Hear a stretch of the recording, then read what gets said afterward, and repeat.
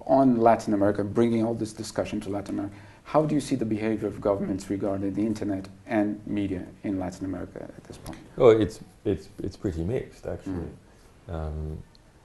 I think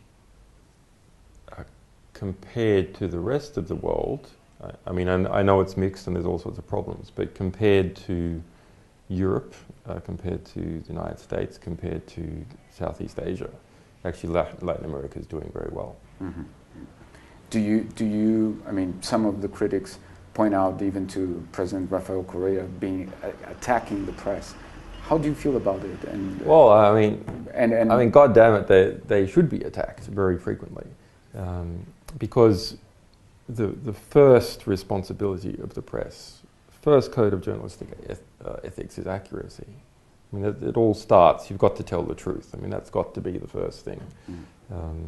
And then to be representative, to not just because your organisation is owned by some family, to not report on those secrets. So there's a big problem in Latin America with concentration of media ownership.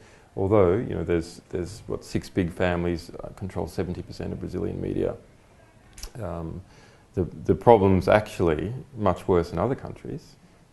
For example, in Sweden, 60% of the press is controlled by one publisher, the Bonniers. They're sort of like the Murdochs of Sweden. In Australia, it's much worse.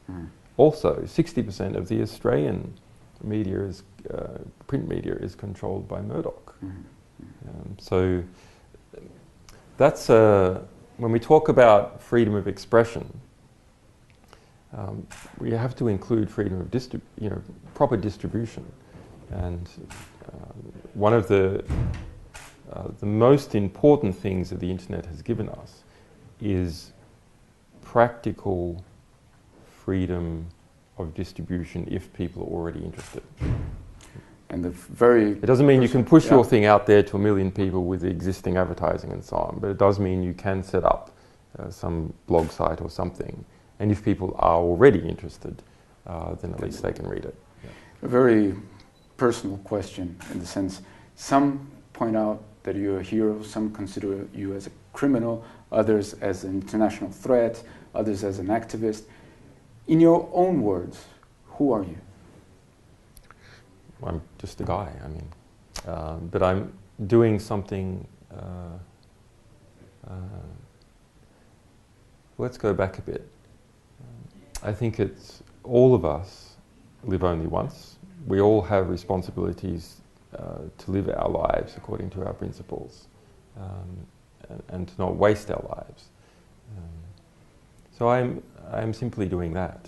I mean, I don't think it is necessary for me to define myself. In fact, I think when people do define themselves, they're probably lying, actually. But instead, one should look to people's actions. Are people's actions consistent over a long period of time? Just a last, why do you avoid going to Sweden? Because I'll be extradited to US. For what reason exactly? If you can just elaborate on that. The United States has a grand jury proceedings for the past 2 years now, investigating WikiLeaks and me. The United States government says in its own internal documentation that its investigation is of unprecedented scale and nature, that it is a, quote, whole of government investigation. So it's a serious business involving over a dozen agencies. All right. Future of internet, the future of WikiLeaks in Brazil, if you may. Anything particular? You announced that you're going to put out 1 million documents. Any good thing on Brazil? Oh, well, for us, yeah, we'll be publishing a lot about Brazil this year. Very interesting material.